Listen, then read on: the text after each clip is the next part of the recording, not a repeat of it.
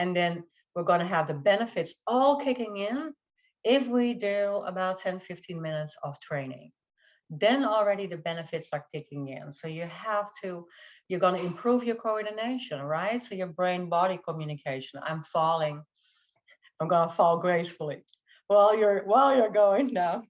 You kind of think, oh my, but you're going to have your brain immediately say, it's going to be okay. I can handle it. I'm stronger. I fall. I know what to do. And it improves your core and your hip stabilization. So that is very important because the hip and the lower back will all have to do with that out of posture, out of correct posture um, um, picture. So if you see that we are kind of maybe sticking our hips out and tilting them and sticking our butt out a little bit backwards, then you can see that your back is really curving, which is not good. And from there on, we get um, spinal injury or just pain in your back, setting in lower back problems. So improves posture, of course, decreasing fall at any age. That's what we want, and we want to help that aid in daily activities, which is all these movements are what we call the basic movements: pushing, pulling, right? I want to push something away. I have to not fall over. I'm going to pull something. I'm going to reach to something really high up. Maybe you got to get on your toes because you have to go all the way to the cookie jar on the top shelf that you put there because you don't want another cookie, but you want it anyway. And that's what I do. I kind of hide things from myself. You want to be able to twist without falling over. That's important. You want to bend forwards, you want to walk, and you want to lean to something. And this whole process, hopefully, reverse aging a little bit. And that is all going straight back to our crazy monkey mind, which will go, oh, good, I feel better about it. I feel a little bit more balanced. I feel a little bit stronger. So that will increase our confidence there. One thing that is really important is that if you are undergoing surgery, undergoing, is that the right word? Yeah. If you undergo surgery, sometimes my language, if you undergo surgery and you already have done balance training and a little bit of strength training or core training, the simple things, it will help you recover so much faster.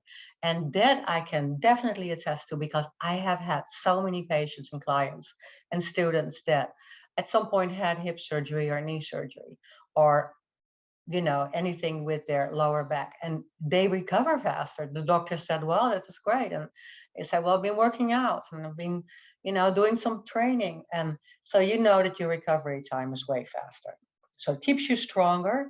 And last but not least, very important, that you want to have a sense of that independence, being able to do things for yourself, independent living or independent going places without too much help. So that gives us a sense of good confidence as well.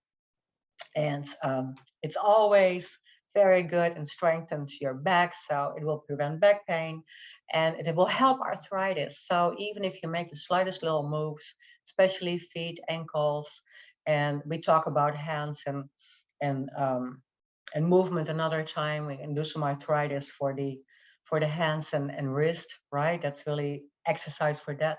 That's really a whole other chapter. But if we work today, if we're going to work our feet and our ankles, then you feel that that is definitely good for your arthritis. So little movement, just like yoga, simple, easy stretching, very good for arthritis pain. I have that. So yes, it helps a little bit, and hopefully we keep pushing it away a little bit. So a decreasing pressure on your knees becomes good posture, becomes the benefit of it is that it will decrease pressure on the knees because you're feeling stronger and your core is engaged and your legs are a little bit stronger. So we're not going with full weight, unsupported on the knees. And the knees can't help it. I always say the knees can't help it. They're just little joints. We just have to be nice to them, and it's not their fault. So you see here, well, I put the picture in, you've seen me do that before. So with the perfect posture, I have that book on my head. That's where I was going with. And maybe you have a little plate, or here I have a box of tissues And of course, you cannot have a bun or a ponytail. So I should be able to do a lot of movement, tiny little movement with my book or my box of tissues on my head. Or you can get a paper plate, something like that, that works for you. Anything around the house, I love that. Anything around the house that you can use for that perfect posture. Then you feel at the same time your abs, your abdominal muscles contracting a little bit to support you, and you feel some release in the lower back. So at that point, we are not all the way hunched forward, because you see what happens really to our spine when we do that.